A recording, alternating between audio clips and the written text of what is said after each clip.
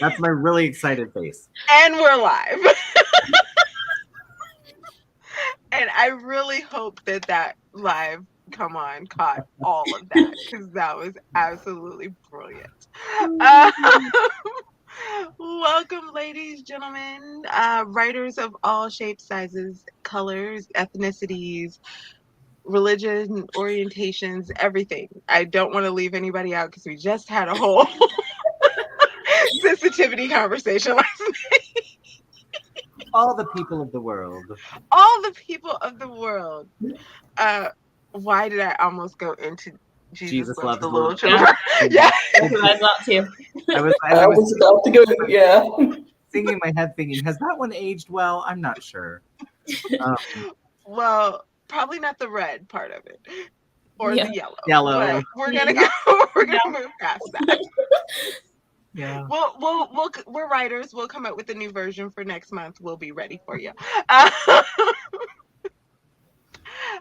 Speaking, you know what? We didn't discuss this, but we have a couple of minutes while people trickle in. Mm-hmm.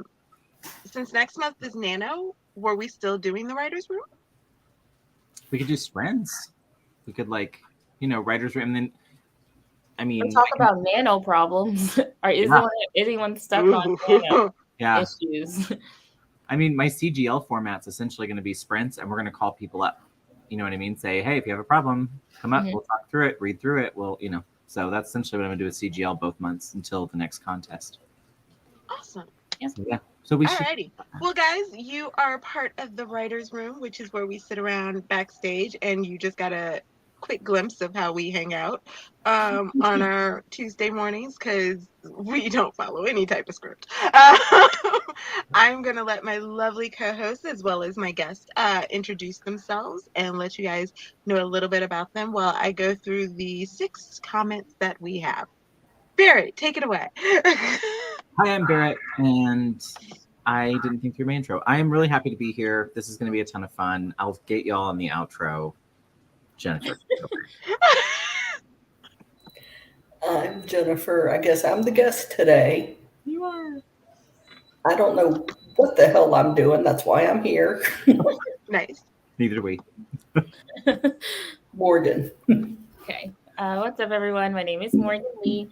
I have a YouTube channel. Y'all know me. I do streams Monday morning at 8 a.m. normally. And I have a book coming out, so you should stay tuned for that. It'll be out in November. And that's about it. And also, apparently, the writers' room is where we do random introductions. And really, all I have to remind everybody of is today's the last day to read Kindlevella for your 100 episodes for free. Okay. So if you have not checked out my Kindlevella, Gwyneth's Kindlevella, Esther's Kindlevella, you can unlock them all, and you don't have to read them right now, but we get the unlock. So you can unlock all the episodes, go check them out, give them thumbs up, follow us, and find a couple other ones. I'm reading a really great one now called I don't remember, but I'll have to remember. I just know it has a truth and a lie, like a street sign that goes like this. And I know it's by Kristen is something with the A. I feel like it's agree or disagree, because that's the premise. It's like the Big Brother house or something like that, but it's like every 5 years or something, they send this message out and people call, and if they get to come into the house, the only thing is you have to answer honestly. They put these bracelets on you, and you have to when they ask the question, you have to say your answer out loud, and you either agree or disagree. And if you agree, you get the prize, or if you answer correctly, you get the prize. If you don't, then you don't get the prize. And the prize, they ask 3 questions. One gives you food for the day, one gives you clothing for the day, and one gives you shelter for the day. So if you answer wrong, you don't eat, you're naked, or you're sleeping outside, basically. This is what it seems like. Squid Game vibes, right? Like, is anybody else getting that? Like, kind of like a Squid Game. A little bit, but they swear they're not going to let you die. And if you lie 3 times, then you get kicked out of the house. and I you mean, don't I'm have a not chance gonna at the make it. ultimate prize. I might die. It's cold out there. Burr. And it's very interesting how she's introducing like each character. There's like 8, I think, in there that's in the house, and how she's introducing them. Like one is, I just finished the one with the bigger girl, and I can't remember what the question was, but she answers correctly, and then she goes to her room to find her outfit, and it's a swimsuit, like, and not just any swimsuit, it's a bikini. So it's she's right. So she's insecure about her body, and then they put her in a bikini. Yep, sounds like my life. So by all means, go check it out. But we are here because we're going to talk about our stories and all the problems that we're having, and mostly we're going to talk about Jennifer. Oh boy! Welcome. Which Let's talk sounded about like I your was problem. really putting her on blast. And give me a second. My phone keeps like going off. I don't know. Oh, apparently my countdown for live in an hour is almost over because we're live. It's almost over. So That's what it says. It's almost over. It's us being late. And then it tells me share it so people can see it end. I'm gonna go out on a limb and say you guys saw it. So yeah. Oh, we had a couple more people come in. JC came in. Hi guys, trying to listen while I'm driving back home, but I'll catch whatever I miss on the replay. Awesome. Drive safely. No distracted driving. Arrive alive. I'm 100% this comment. 100%. Yeah, just clothe me. I will not start. I will make it. And Nia's here. Hello. So Jennifer, tell us what your story is. Tell us what you have going on, why you wanted to come on, what we can possibly help you with. Well, right now, my brain says I'm working on a cozy mystery. Mm-hmm. And I'm setting it in a vocational rehabilitation center. So, may I ask a silly question to preface? Since I like to read them, but I'm not sure what they consist of. What makes a cozy a cozy? Can someone give me like a brief what makes a cozy? It's like a murder at the beginning, but it's not violent, right? Is that close? it is a murder. There is very little bloodshed on the page. Cool. It's like there's murder, but it's like poison, hanging, things like that. Okay. So it's not like a violent, like filleting someone like on the page or whatever. It's more of like, right. Yeah. Okay. Someone died. Generally, I think the 3 things that a cozy has to have is a murder that takes place either very quickly on the page or off page. It has to have some type of sleuth detective that's not a detective. Right. Seems An like amateur detective. yeah. And normally it's a little, and I want to say campy, but kind of like more comedic in some ways than necessarily like a thriller where you're on the edge of your seat. Like this one, you're kind of like, why are y'all doing that? Kind of conversation. It focuses a lot more on the relationships between the amateur sleuth and the suspects, or the amateur sleuth and the victim. Okay. And it can have somebody in law enforcement. Okay. But it won't have like big city. Gotcha. Police. Yeah, they're normally set in small towns. So if I were giving like a TV show growing up equivalent, I'm getting like Murder, She Wrote vibes. Exactly. Okay. Cool. I was just making sure. Yeah. Monk. Yeah, definitely less dark. Yeah. I loved Monk. Okay. Yeah.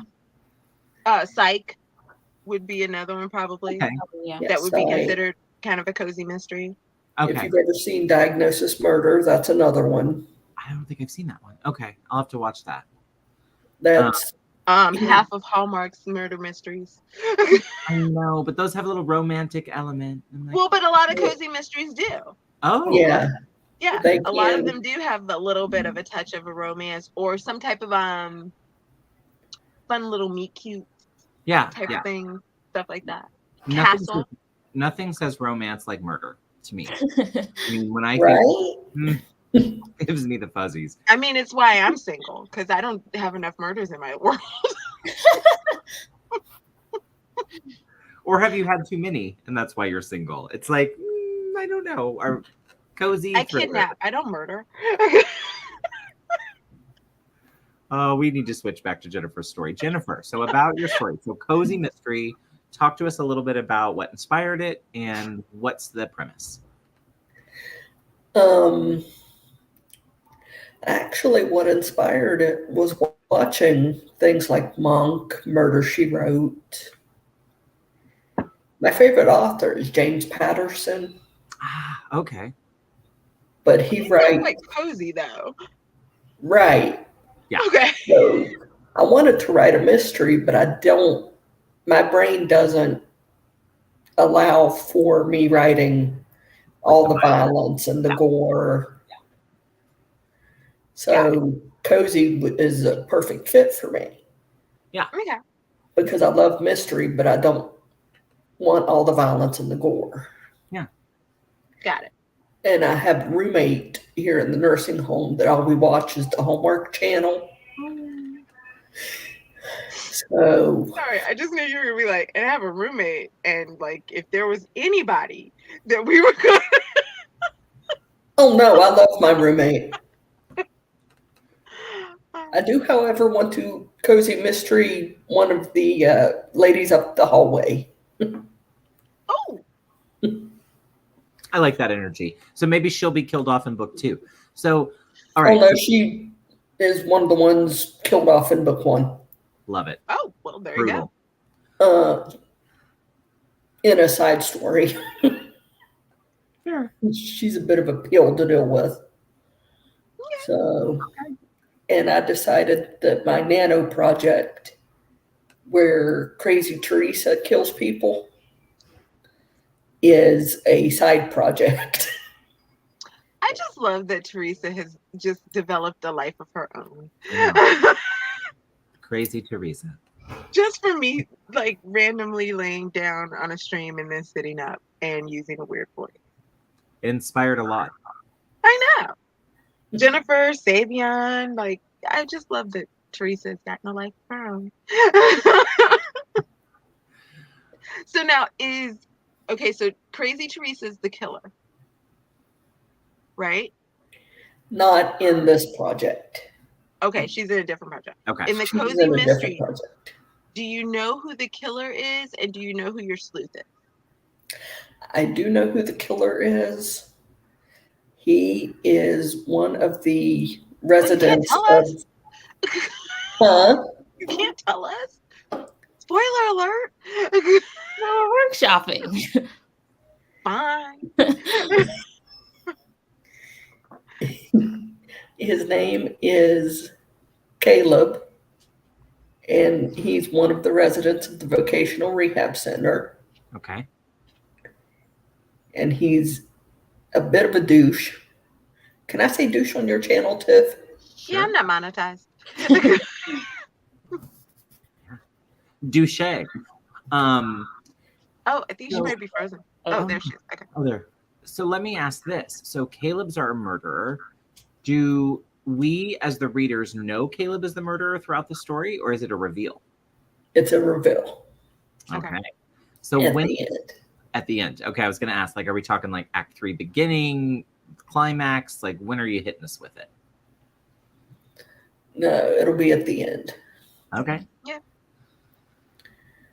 Well, where are you getting stuck? So where are you getting stuck? Is it just in plotting it out, or is Plotting it it out? plotting it out? Okay. I noticed that you said you knew who the killer is. Do you know who your sleuth is? I do. Her name, I'm not real sure about her name yet, though. Well, that's fine. But yeah, I do know who she is. What's her relationship to the person who died? Like, She is a teacher at the Okay. center. And the victim,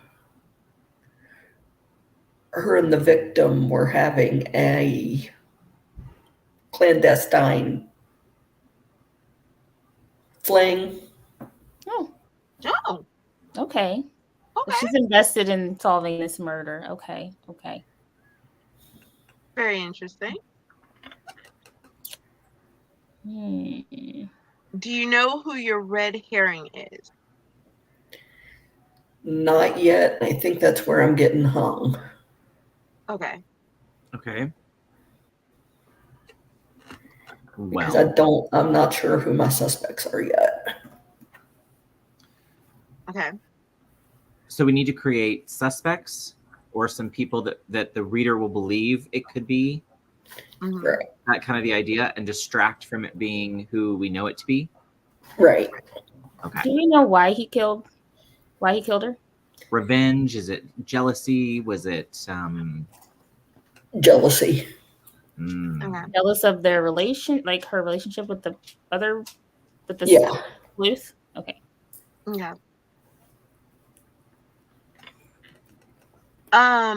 Well, the good thing is because you have it set in a location where there are a number of people, Yes. you have a lot of options. Yeah. As opposed to, if you had it set like someplace where there's only 7 folks, you only got 6 options. Or maybe even less if one's the person who's killed, one's the person who killed them, and one's the person slewed. But the obvious, because people are so used to this conversation of that you could use as a red herring, is maybe like one of the nurses, because that's been done in a number of different things where you have a nurse who, whether it's because they feel like they're putting somebody out of their misery or whatever, that's the person, or a doctor, who's doing that. So that could be a red herring. I just automatically, when you said you had a roommate, I was like, oh, don't let that be the person you want to, get. So it could be a roommate. Maybe the roommate knew something was going on, and like the idea is that they didn't get along. So you could use that as a red herring. You also could, maybe this person has some type of financial, not necessarily wealth, but maybe something that a family member might want. Family members are always good as, either the killers or the suspects. They always go to the family first. Yeah. Now I feel kind of stupid. I didn't even think of half of these. We all say that to each other every time we talk about any project. Uh-huh. We're all like, "Oh, think of that." And I think of that. Multiple brains half awake are always better than one. Yeah, I'm trying. So what's easier to establish, motive or possible motives for like throwaway suspects, or like what's the best way to go about this? I'm a mystery reader, I'm not a mystery writer, so I'm like, I don't know how to find it. This is my first. So the teacher that's having the affair, is it possible to make it a situation where we think they're the murderer the whole time because they'd lose their job for having the affair? Because that's a pretty big motive. And the reader. But the teacher's the sleuth. Can we do that? Well, that's what I'm saying. You may have to change that, right? You may have to, and even if it's just occupation, you know what I mean? Change the I was just saying, I think We can also make the sleuth a suspect at one point, and then switch it. Yeah, switch it. Yeah. The only reason I think that is, as a reader, I'd be sitting there thinking, if the affair is the thing I know about at the beginning, and then someone turns up dead, and maybe that person saw them together or something, right? My immediate assumption would be, oh, that teacher killed them to keep their job. And do we know that they're having an affair though? well, that's what I'm saying. You have to show that in a scene, probably, or even not even them together. You just show them maybe coming out of a coat closet together, or just any kind of an inference of a relationship, right? That then you might think, oh yeah, she's going to go put Visine in their drinks and give them diarrhea and then kill them. Which is how I'm going to kill people in my cozy mysteries. Heads up, don't steal it. Visine, diarrhea, it's coming for you. I think I'll put these claps back. You know, although at a vocational rehab center, you've got a lot of good ways to. Oh, really? Murder somebody? I would say an email or a note might be a way that they can figure out that they're having the affair. That's a good idea, Suey. That's a great idea. If you went with the teacher being a suspect, I would almost do it maybe as your first red herring. In the sense of you find out that they're having the affair, she loses her job, and they think that she might have done it for whatever reason. She either gets cleared or like they back off of her for a second, and that's what draws her into solving the mystery. Well, and what if she's not fired? What if she's suspended? And the proof she needs is in the building. She's kept out of the building or her office or wherever where she can prove it, right? So then she's got to find interesting ways to get back in. Yeah, because I was going to say, how is she going to be trying to solve the case if she's fired, if she's not allowed in the building? Yeah. Yeah, that's good. Oh, Gwen is here. Hi, Gwenna, this is me hugging you and Regina. Murder, teachers, affairs, and red herrings. I walked in on the good part. Yes, you did, Gwenna. So yeah, like, because you always have to have what draws the sleuth in. Right. And like clearing your own name is powerful, or someone you love. Because I haven't read a ton of cozy mysteries, but I'm thinking of like some of the ones I've read, some of the ones I've watched on Hallmark. You know, like if you look at, say, like Aurora Teagarden, which has probably the longest run on Hallmark, her first mystery, she's drawn in because she inherits the house of the woman that died, and the woman leaves her a mystery to solve. You know, if you look at, there's a paranormal one where a girl inherits a shop or some sort. And it was her grandmother's, and it was her grandmother that died and was killed. So you have to have something that draws that person in, unless you just have them be a busybody, which that I could think of as Murder, She Wrote. Yeah, but even in Murder, She Wrote, Jessica Fletcher was considered a suspect in several of those episdes. Well, and one of my favorite online theories after the show ended was that she was the murderer all along. Like, that's one of my favorite like fan fiction things on the internet after Murder, She Wrote ended was like, what if Jessica Fletcher was the murderer? And it's like, it kind of does make sense because everywhere she went, people died. So, but okay, so I'm liking this. So that was actually, it was a movie. I feel like it was a Hallmark movie, and it was one of my favorite lines because, of course, you have the amateur sleuth, and she's friends with the detective. And so she went somewhere and again found yet another body. And the detective walks in, he goes, I'm a police officer and I don't find as many bodies as you do. It was probably Murder, She Wrote. No, it was a movie for sure. I remember that. But yeah, you can always use something like that where it's just like, hey, Richard, where you could do something to that effect. Yes, this is the cozy Halloween topics we need. Murder mystery, yeah, mayhem.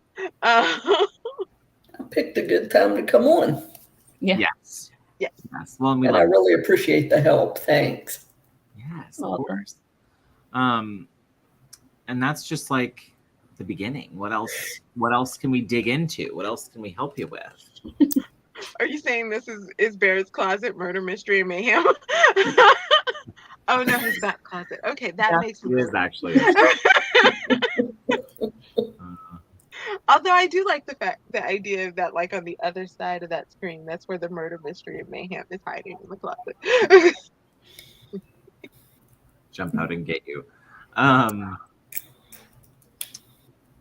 Yeah. Okay. So, what else can we help with? What else can we dig in with? I love murder, so I'm ready to Google how to hide a body, where I put all my bodies.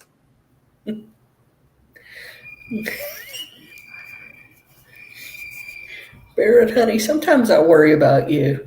I wouldn't worry about me. I'd worry about Ricky. You never worry about me. You worry about the people that live with me. I did love Dexter. That's definitely not a cozy. No. No, but it was awesome. Such a good show. Yeah. Okay. So I'm liking this. So is this going to be a series, Jennifer? Like, will the That's the plan right now. Okay, so the sleuth is going to go from one story to the next, or how does a series work like this? Does it pass from sleuth to sleuth each time? No, Yeah. It's generally the same sleuth. Oh, it is? Yeah, Okay. same. Mhm. It'll go from one to the next to the next. Are they all going to be in this same in the same location, like all the murders? Yeah. And she's I just think it's a great idea. okay.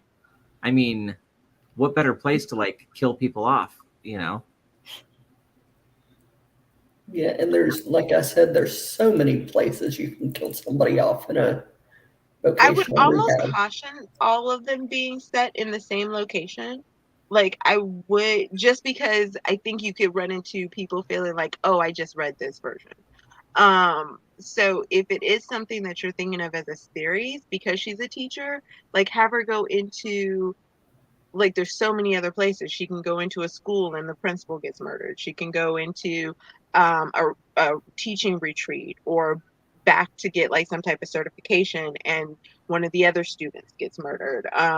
She can go into, like on vacation, obviously, and something happens. Just because you don't want people to feel like, oh, well, I just read that, as soon as they open it up and see that once again, we're in the same facility. Okay. Well, Also, I don't think want you can go back to that, right? Like Jessica Fletcher, because some of the stories were set in Right. Cabot, but then she, would leave and come back. So maybe that's how it works. Is like, yeah, she'll go back to the vocational facility will be very murderous, but occasionally she'll take a vacation and find a murder there too, because when you're looking for one, there's always a body. Yeah. you can Mrs. find White in the body library with the anywhere. candlesticks. Y'all ever get to a point with your writing Yes. that you've read it so much you're like, the plot is the plot even plotting? Is this murder mystery mysterious enough? It happens. Yes. Realistically, after murder takes place somewhere, there's typically cameras and security installed too, so that could get complicated, which is true. Yeah. True.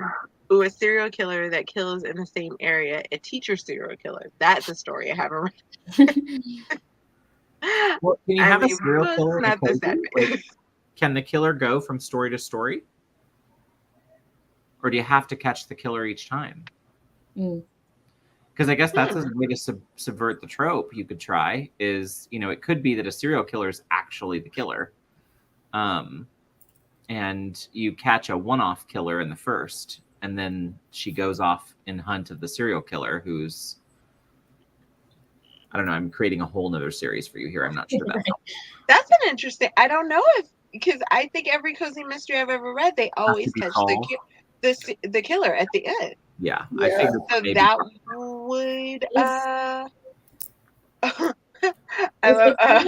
love with the teacher. That answers for the cameras and the security. Power outage, that's an easy fix, or computer failure. Is the killer in love? Were they jealous of the teacher, or were they jealous of the victim? Like, do they like the teacher?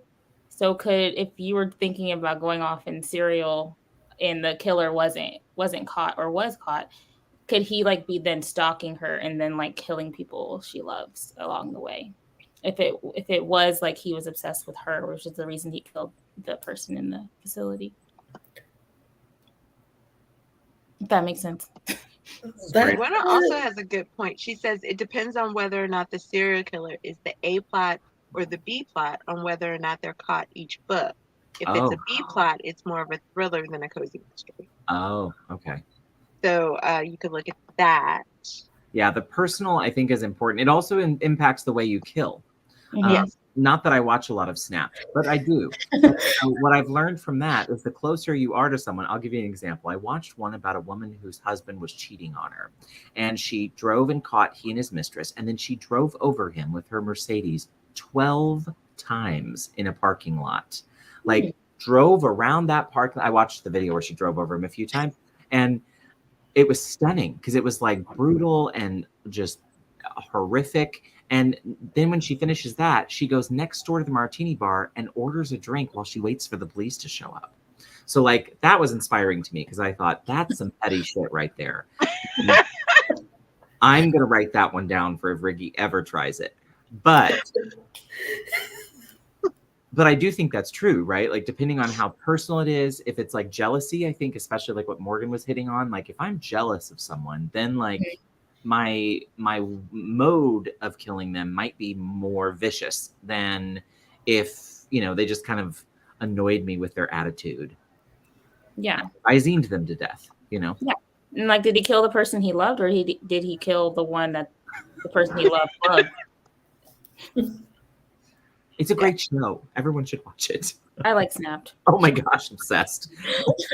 Yeah, but you do have to take a moment because I promise I was helping my aunt after she got surgery one time, and that woman lives for ID Network, and it was like after 3 days of just straight murders, I needed a comedy, like I just you know, rom-com, just a good, you know, clear my head so I could sleep without random, you know, people killing folks in my head at the middle of the night. Well, I must be weird because I was giggling at some of them. I was just like, oh, okay.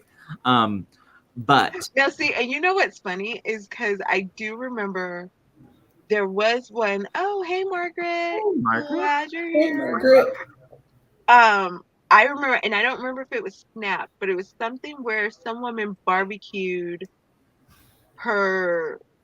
the guy that she killed. I don't remember if he was her husband or her fiance or whatever, but she straight cut him up, barbecued him, and I do remember in my head I was like, fried green tomatoes. No, that would be an interesting twist if you also had her feed him to his own family.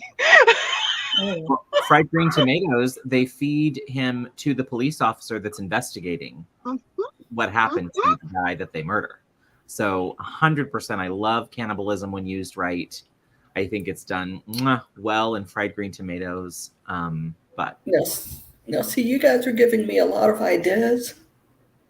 Vegan but it's turning my book not into a cozy anymore. Oh yeah. We went off. This is well, but see, you could do like you could take. I mean, obviously, if they're in, Richard says, "I love cannibalism." Barrett, Laurie. When done right. And Gwen also, I love cannibalism when done right. I think Margaret also is like, quote of the morning. Like you got everybody with that. You could take certain parts of it, like, okay, maybe obviously whoever kills this dude doesn't barbecue him and then feed him to the residents. Right. You know, you'd hope. But maybe they kill them during with food, or maybe they kill them during like lunchtime or dinner or something like that, where people aren't paying any attention. Right. Maybe they don't drive over them, 12 times and then go have a martini, but maybe they do something crazy, like send something like a martini to the police, daring them to find them. And is it meant to embarrass? Right. Is how the body found meant to embarrass that patient, or the teacher? You know what I mean? Is either one supposed to be humiliated by the way the body is found, which doesn't have to be violent. It could just be, like Tiffany was saying, poison or something. But where the body's found might be important. What if he's found in the broom closet that the person saw him coming out of? Why was he in there? You know what I'm saying? Mm-hmm. So I think there's a way Yeah. to do it where those of us with dark minds can imagine a gruesome, horrific murder that we Hi, need. Kelly.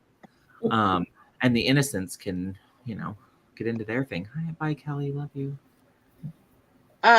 You also could, like, maybe you can make it significant to, like he was saying, like the broom closet, make it significant to something like maybe the killer, if the killer is jealous of the fact that the teacher was having an affair with this person, maybe the killer had hit on the teacher at one point and she had turned him down in such a way that that's what prompts him to kill the person, and he kills him in that way, which is also maybe why the teacher is like, well, I didn't do it and I think I know who did, kind of conversation, but then everything else throws them off.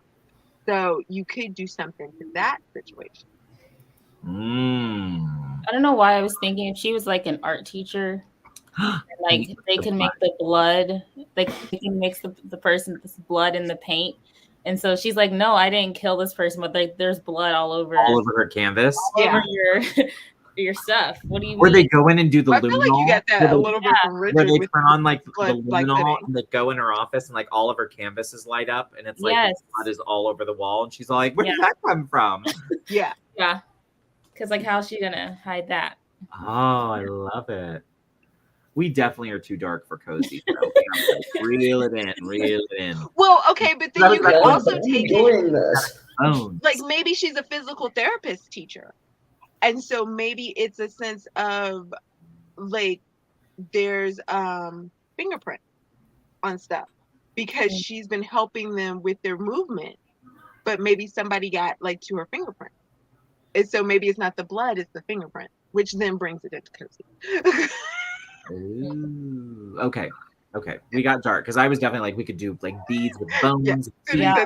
Okay, that's no longer cozy. Okay. Why not? But I do love the idea of like, I do love the idea of the reader like figuring out, like as the reader, I would be way more sucked in, I think, chapter to chapter, if I have to figure out why the killer left the body where they did and how they did, and try to figure out what it's almost better for me when I read stories and there's a murder if what I think is the reason isn't the reason in the end. So for instance, if the person who's murdered is a total jackass, and so I think from the beginning, oh, well, they're murdered because they're a total jackass. And then it's revealed over time that it's actually revenge for having this affair that this other person, had unrequited love for the lady. That's always a more satisfying thing for me, to be like, oh, okay. It's not the simple answer. Mm-hmm. Richard has a suggestion for you, Barrett. He says, just give up on the kidlit and write some gruesome adult murder fiction. That's probably where I'm headed. Who knows? Give it a few years. You also, and I think, especially like what Barrett was just saying with the switching out the motives, like you can make it seem like, because you said this guy's a douche. So you can make it seem like he's just a douche to everybody. Like he would kill anybody, like it didn't matter who it was. Like he's always threatening everybody. He's always threatening this person, that person, whoever. Play into that part of his character so that when it comes out that he actually killed this person because he had feelings, because he was emotionally invested, then you're like, but he was a douche. He was like me. Like what? Right. Because then it throws everybody off and it's like, oh, right. You almost want to feel bad for him, but he was a douche. Right. That makes sense. Right. Well, and that opens the door too for like the reader is sitting there thinking, oh, well, he would just kill anybody. And so then you go to, oh, well, he killed them because he was upset about their affair. And then it's revealed in the end, no, he killed him because he wanted to be in with the weaker roommate that was going to die. You know what I'm saying? It should be not even related at all to what I thought up until the very last minute. And then it's revealed and you're like, what? Mm-hmm.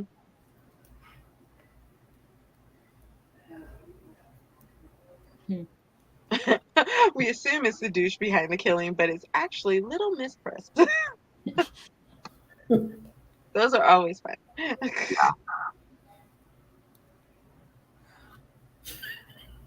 I also like the idea of the murderer. I don't know. I would love to see someone who someone wouldn't expect to be the murderer because of some sort of a disability.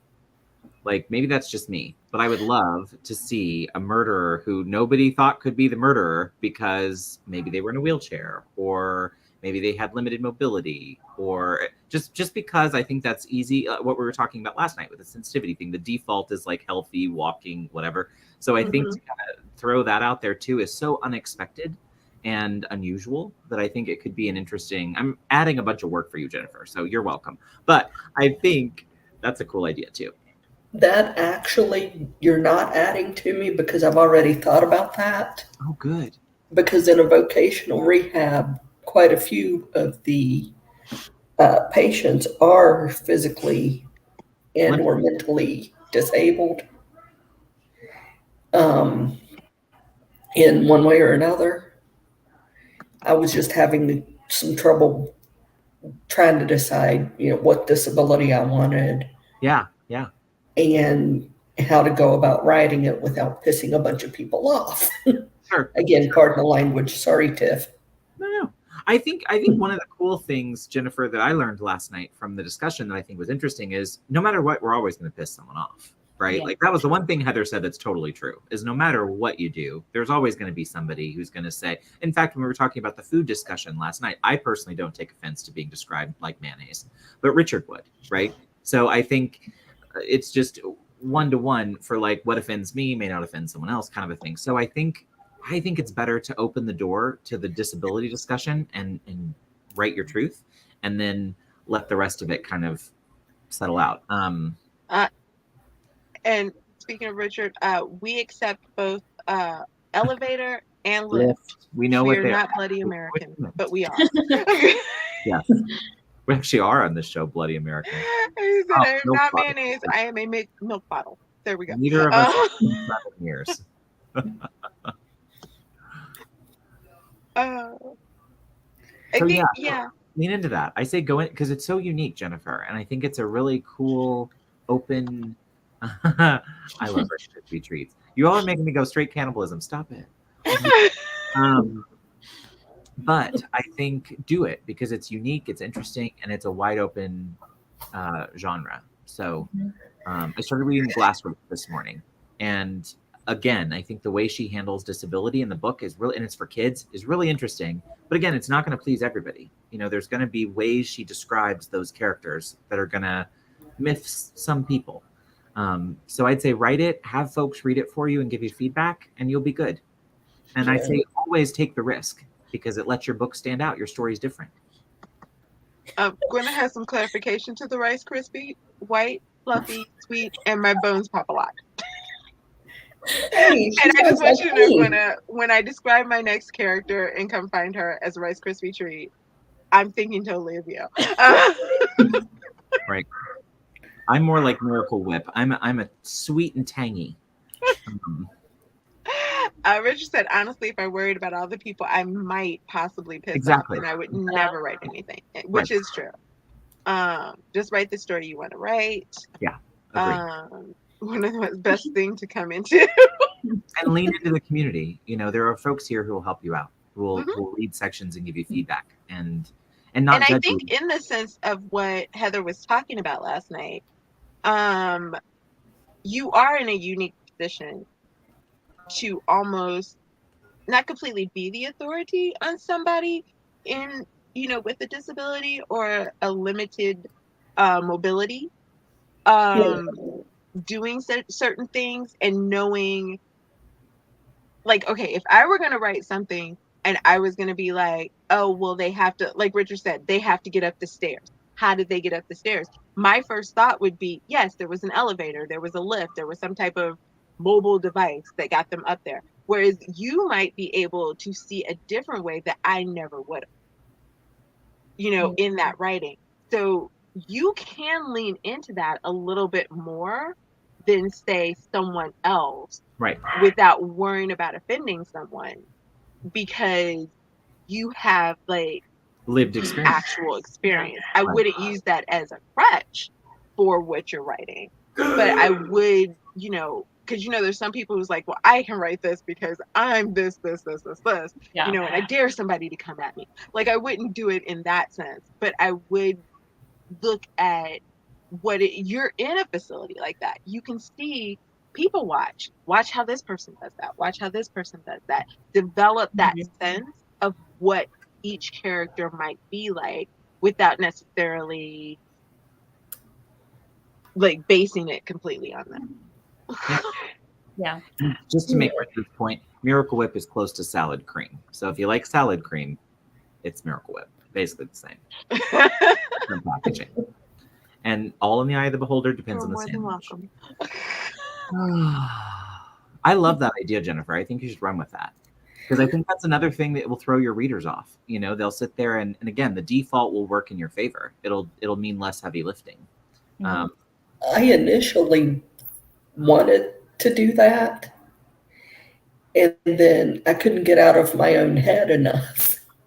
So you would think writing a character with a disability in a wheelchair wouldn't be that difficult for somebody with a disability in a wheelchair. But I was in my own head and I couldn't get, it's like I couldn't get out of my experience enough to see from anybody else's experience. And I don't necessarily think you have to even, not say that you don't have to consider anybody else's experience, but since it is your experience, it's okay to write directly from your experience. Right. Not everyone who's in a wheelchair is going to, definitely like say, oh, that's me. That's what I go through too. But like, that's with anything. Well, like Morgan and I, right? Yeah. I mean, my story about Crohn's may look very different than Morgan's. Yeah. Because I had a very different experience with Crohn's than Barrett has. Same with Morgan and I both being Black women. Yeah. Right. Who were from the same state, but we're from two sides of the same state. Went to the same college. We went to the same college. Yeah. But we had two different experiences. Right. So, I didn't know that you guys went to the same college. That's cool. Yeah. Mm-hmm. We figured that out like way after we had been doing stuff together. I applied to that college. I almost went to that one. So we all three would have been alma mater. But yeah. Okay, no, that's just scary. I know. Yeah. Even say you went to the same college. My sister they gave away. So well. I don't think so. We weren't there at the same time, I don't think. Mm-mm. Yeah. Barrett, can I take your cannibal comment and put it on a sign in my room? Please. I want to freak some of my staff out. My husband bought me a shirt years ago when I still worked in my old political job. And it said, I can't remember exactly what it said, but it said something like, when I say I eat you whole, I'm talking cannibalism. And that was my shirt at work because people just knew like there's a point where I unhinge my jaw and there you go and you're gone. And, everybody's all fascinated by the fact we went to the same college. Take it. It's one of my best. So, lyric from Calendar. Oh gosh. Lunch. It's time for me to eat lunch. No, I was like, what is that? That was my calendar alert. Sorry, y'all. Again, just to look into what happens when we get together on these live streams on our backstage. Random things happen. You all don't know how much I appreciate this live stream. Oh, sure. I really hope you write that story, Jennifer, and definitely from your own experience, because I'd love to read it. You know what I mean? I'd love to see more characters that are, like we were talking about last night, not the default, We actually did not go to a college in Missouri. Kansas, Manhattan, Kansas. It was Kansas State University. Yep. And I was doing it to piss off all my Mizzou family members who went to Mizzou.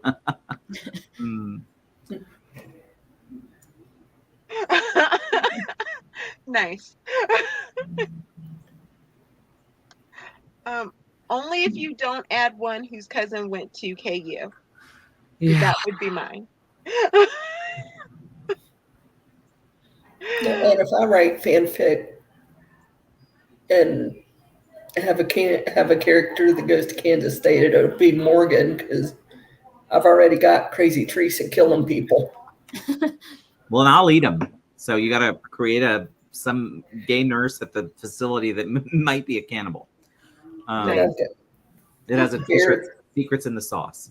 Hannibal Barrett killing and eating people.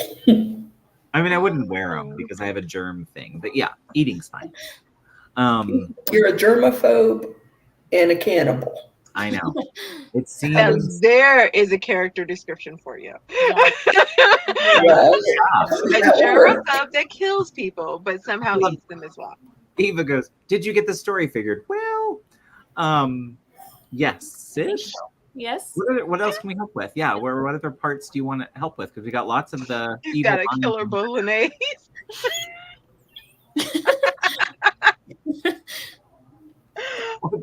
Definitely got to be a red sauce for sure. So what's the top? Oh, Barrett.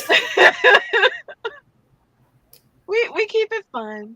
We just keep it light. fun. We keep it light. Yeah. So did we help you? Like, is there anything else that we need to work through for the story? You have no idea how much you've helped me. Oh, good. I was having a lot of trouble trying to figure out the plot. And like I said, I was getting stuck in my own head. I really want my main character to be disabled. Yeah. I'd love that. And go stabbing on somebody. Richard. But I couldn't figure out how to do it without, making it seem A, unrealistic, or B, pissing a bunch of people off. I think you lean into your own experience and write the story. And what's funny is that anybody that's going to be upset about it, how can you be upset at someone telling their own, or telling a version of their own story? So there will be a lot of us here who would back you up on that if that were to happen. And anybody that's going to be upset, Sorry, Morgan, I talked over you. Oh no, I was just saying it'd be different if you were like an able-bodied person trying to tell like a narrow view of disability, but like this is your experience, so I think it's different. Right. Yeah. I mean, I'll even tell you one that makes me a little uncomfortable, but I actually think is a lived experience, so they should be able to tell it. But last night, I keep going back to what we discussed last night, but it was a great discussion. So go check that out if you haven't, friends. But one of the things that Heather got on at the end that made me feel a little icky inside, Nick and I were texting back and forth about it, was when we touched on a little bit of conversion therapy. Now, I'll be the first one to say I hate the idea of that concept. However, if someone lived that experience and wanted to tell that story and that was their truth, who am I to say that my opinion that is a harmful practice couldn't result in a story arc, a redemption arc, as kind of Savion was describing it. How could I attack that? Do you know what I'm saying? Because it's their lived experience. So now that doesn't mean there won't be a bunch of gay folks that will, but I'm just saying I'm not going to be one of them, right? Because I don't think that's a fair position to come at it from. Yeah. So, right. Yeah. Yeah. And I always think of how do you write it? Yeah. Because like there are, to use a easily widely accessible trope, there are a lot of white savior movies and books out there that obviously something happens, some Black person is trying to get something, some white person comes in, they somehow save the day and everything works out. There are some that are written very, very well that, yes, either historically or like because of how it's told, it's not, to me, it doesn't fall into that trope. But somebody else reading it automatically sees it as, oh, here's another one, or oh, this is what they're doing yet again, type of thing. Whereas you also can do the reverse, and somebody could be like, oh, I just love that they made the Black person the hero, whereas I might read it and be like, see, that was just like trying to give a token Black person a space in a story. So it all depends on how it's told and the reader's perspective of what it is that they're reading. So I say write what it is that you want to write. And that's why we have people like Heather, because those are the people that you can go to and be like, is this right? And not to take anything away from Heather, she seems amazing. But I don't even know if I thought that I really had something that needed to be read for a sensitivity read, I'm not positive I would just choose one person. I No. would probably want more than one. Right. Because again, as we just pointed out, you can have two people with the same situation and two lived experiences. Yeah. Definitely. And so, write what it is you want, what you feel, and then do your work and do your research and let others let you know where you stand.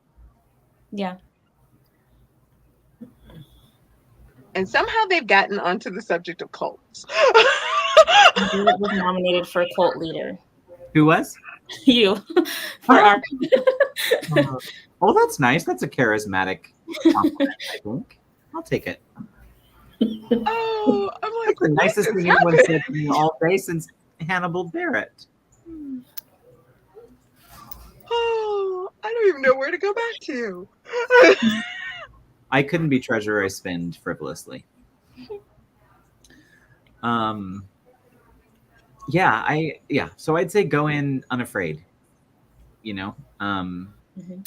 Tell the story. And then the thing I always say and go back to in any of these discussions is, there's always a consequence, right? If someone doesn't like something, they're going to write a bad review or they're going to say something mean or whatever, but it's just one person.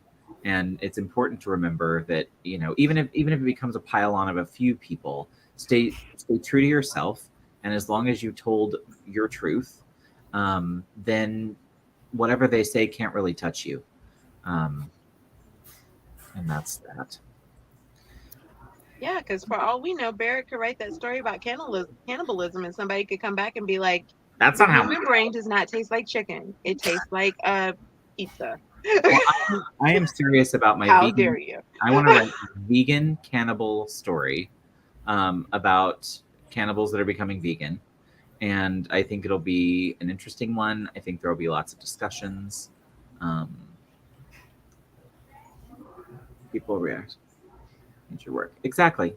But if you're a cannibal vegan, then do you eat the earth? Well, that's the point, right? Like then they're eating like I feel like it's hair, right? Now we're talking about eating like hair and nails because you wouldn't eat the skin. So I don't know. It's I haven't really thought it through. I'm working on it. It's new. It's like just started rolling around up there, so we'll get to it. Oh, free range babies. I like that. Yeah, like what would you do? I think it would be milking humans. We're getting into bad territory. We're getting into a different kind of genre. This is just gonna go downhill fast. I could see where this is going. Yeah, you came back at a great time, JC. Cannibal vegans. Yeah. It does. It does. It was like erotic. Oh, you need to talk to Jenna. She can help you out. This is true. I saw something the other day. What was I watching? And it totally made me think of Jenna because I was like, that statement begs for an erotica, and I just don't think I'm that type of writer. I don't remember what it was. I should have messaged her when I heard it. But yeah.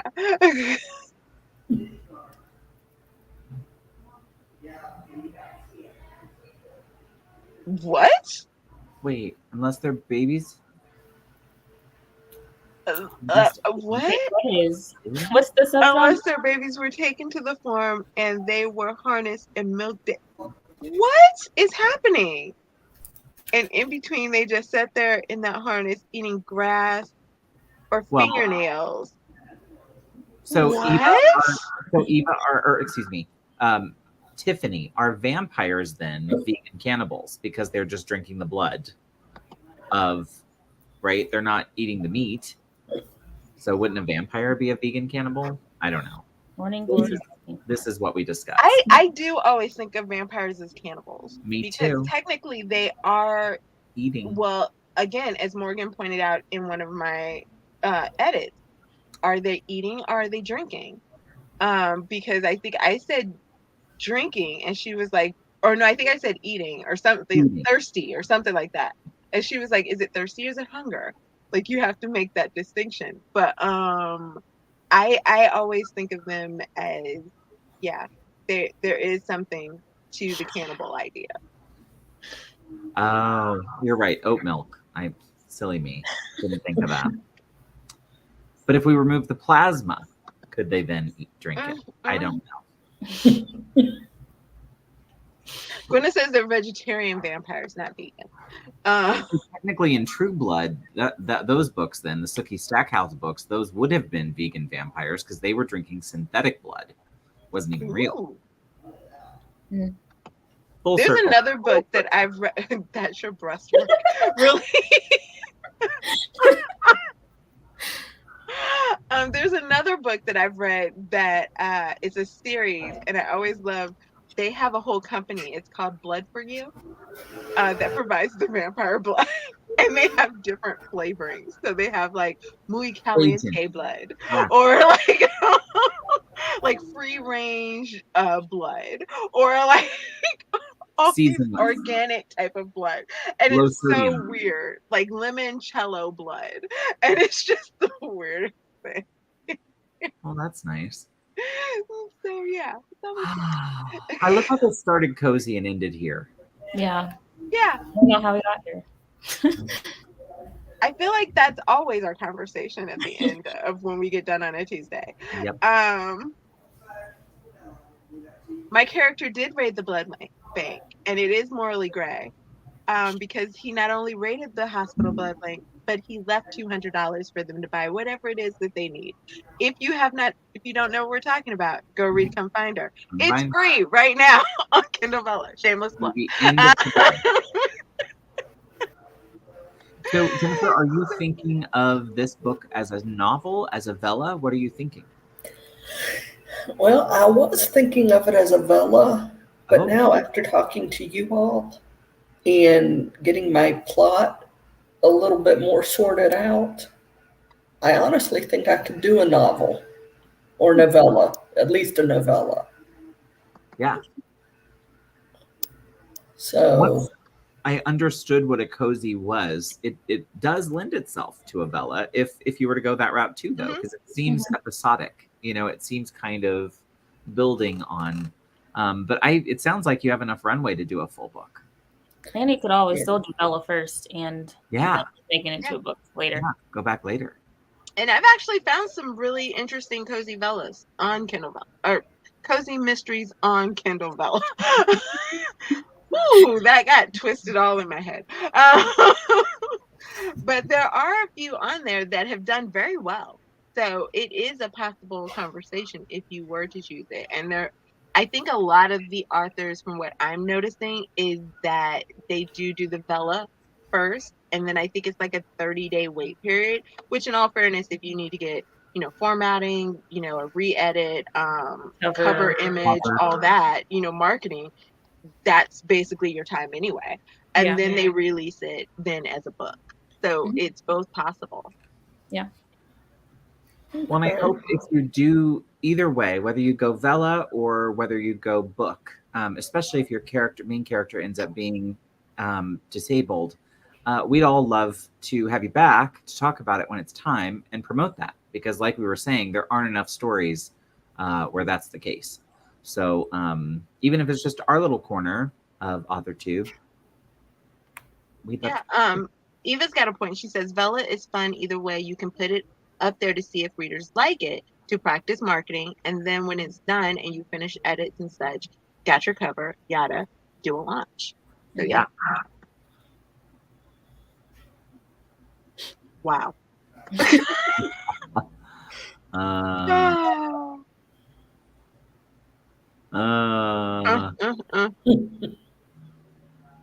You guys are just wild this morning. Is it morning or is it afternoon? It's afternoon now. Where I'm at, it's afternoon. All righty. Well, we have gone a little over our hour. I'm going to let everybody do their outros. See if we can't do maybe more than we did for intros, or if not, then hey, thanks for coming. So I'm going to start with Morgan. We'll round robin it back to me, and we'll get it going. Okay, so hello everyone. My name is Morgan Lee. I stream every Monday morning at 8 a.m. over on my channel. I have a book coming out at the end of this year in November, which is the second book in my dark fantasy trilogy. And that's all I got.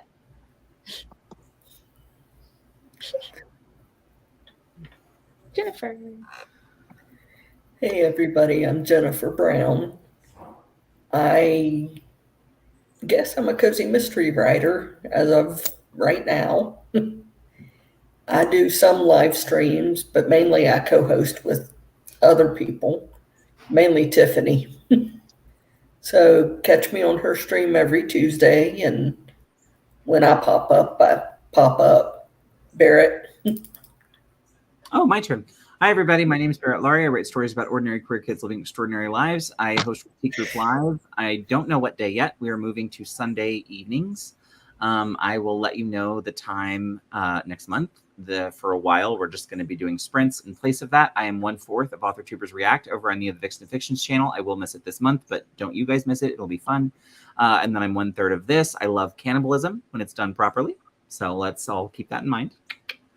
And love ya all. This is one of my favorite shows to do because we just come and have fun. And you guys are on my channel, TLS Lifestyle, on all the interwebs. I do stream on Thursdays though. PJs and Scribbles. You can come check us out. Go check out the Kindle Vella. Like I said, last day to get your 100 reads for free. Not just mine. Go through, find some cozy mysteries, find some fun stuff. Check out Gwenna's. Check out Esther? No, Richard, we are not doing sprints. We do those on Thursdays. Check out Gwenna's. Check out Esther. I almost called her Eva. There is an Eva over there that at one point I thought was our Eva, but she confirmed that it was not. But check out all the different writers there. Find a new favorite. Come find her. Shameless plug. But we will see you guys next month, where we will either be talking about stories or sprints or a little bit of both. So have a great Preptober, a great start to Nano, and we will see you then. Bye, everybody. Bye. Don't forget to subscribe.